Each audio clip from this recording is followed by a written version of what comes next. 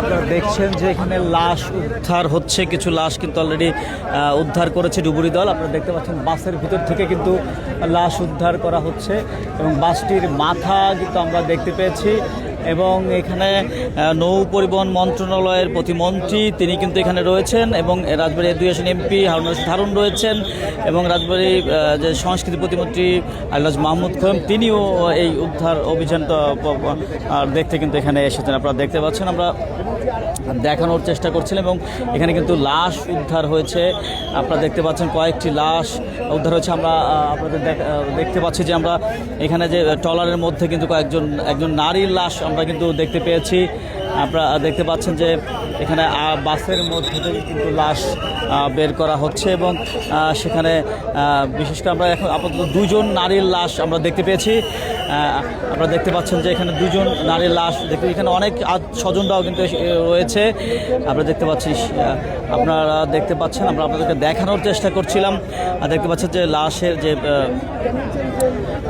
Packeting তারা কিন্তু fire সার্ভিসের কর্মীরা সেটা করছেন এবং ডুবুরি দল কিন্তু তারা কিন্তু লাশ উদ্ধার করে থেকে কিন্তু ট্রলারে উঠাচ্ছে। আপনারা দেখতে পাচ্ছেন, দেখুন এখন কিন্তু আপনারা দেখতে পাচ্ছেন যে এই পর্যন্ত আমরা 2 জন নারীর কিন্তু মরদেহ উদ্ধার হয়েছে।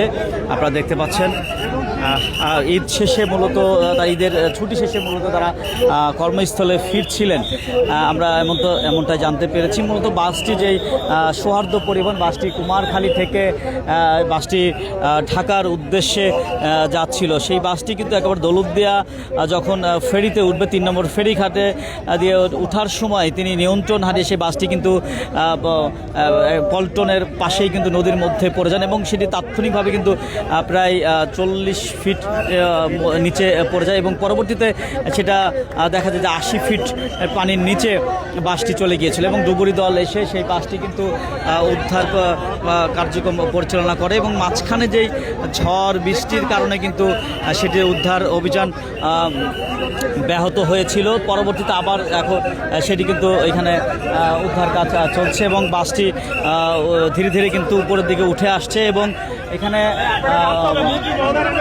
আপনারা দেখতে পাচ্ছেন যে নৌ পরিবহন মন্ত্রণালয়ের যে প্রতিমন্ত্রী তিনি এখানে এসেছেন এবং তিনি কিন্তু সেটি সরজমিনে পরিদর্শন করছেন এবং উদ্ধার অভিযান তারা করছেন এবং এখানে জেলা প্রশাসক সুলতানা আক্তার রয়েছে এবং উদ্ধার যে তৎপরতা চলছে সেটি কিন্তু মন্ত্রী নিজে এটি পরিদর্শন করছেন এবং তদারকি করছেন।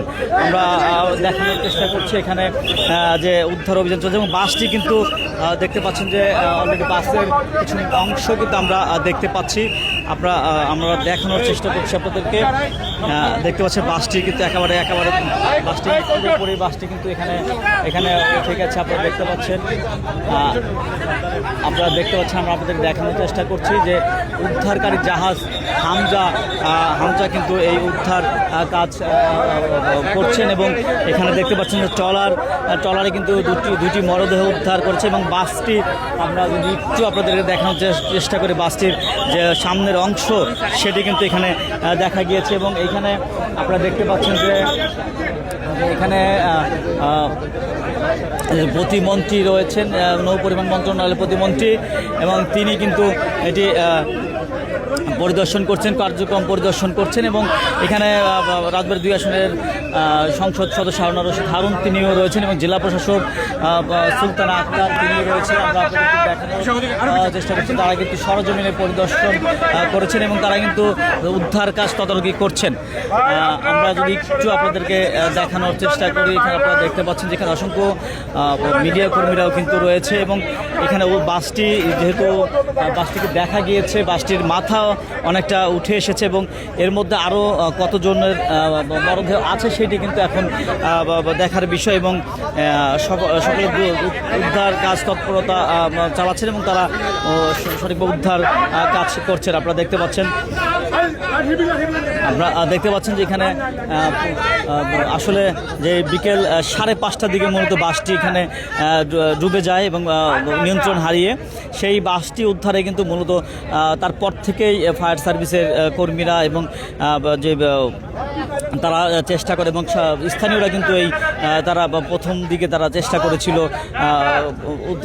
উদ্ধার করার চেষ্টা করেছিল, কিন্তু পরবর্তী যখন বাসটি একেবারে পানির নিচে 40 ফিট নিচে চলে যায় তখন কিন্তু সেটি পাটুরিয়া ঘাট এখান থেকে যেই আসলে উদ্ধারকারী জাহাজটি যখন এখানে এসে এই উদ্ধারকারী জাহাজ যখন কাজ শুরু করে তখন তার কিছু সময় পরে কিন্তু ঝড়ো হাওয়া এবং ঝড় বৃষ্টি শুরু হয়, তারপর তো কিছুটা উদ্ধার কাজ কিন্তু বিঘ্ন ঘটে এবং তারপরে কিন্তু তারা কিন্তু এইখানে উদ্ধার কাজটি তারা একটু ঝড়ে হওয়ার কারণে কিন্তু ঝড় বৃষ্টির জন্য কিছুটা বিলম্ব হলেও পরবর্তী ঝড় বৃষ্টি থেমে গেলে কিন্তু আবারও সেটি কিন্তু তারা ঠিক রাত 8:30 দিকে তারা কিন্তু আবারও পুনরায় পুরোদমে উদ্ধার কাজ শুরু করে এবং এখন কিন্তু সেই উদ্ধার কাজের সমাপ্তি ঘটতে যাচ্ছে।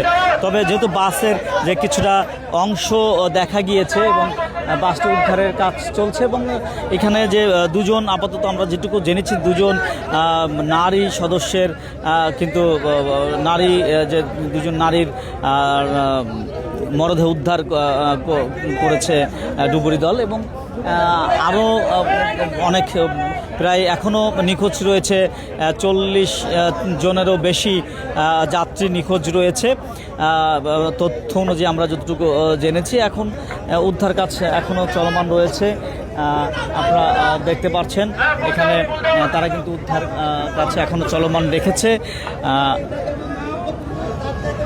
উদ্ধার কাজ তদারকি করছেন এখানে নৌ পরিবহন মন্ত্রণালয়ের প্রতিমন্ত্রী। আপনারা দেখতে পাচ্ছেন তারা কিন্তু এখানে উদ্ধার করার চেষ্টা করছেন এবং তারা তদারকি করছেন। তো আমরা আপনাদেরকে দেখানোর চেষ্টা করছিলাম যে আসলে উদ্ধার কাজটি কিভাবে হচ্ছে এবং উদ্ধার কাজ যারা করছেন তারা কিভাবে কাজ করছেন। তো এই ছিল রাজবাড়ির দৌলতদিয়া ঘাটে ঘটে যাওয়া সেই বাস যে নদীতে পড়ে গিয়েছে, যে বাসটি দিয়ে সেই দুর্ঘটনার সর্বশেষ তথ্য।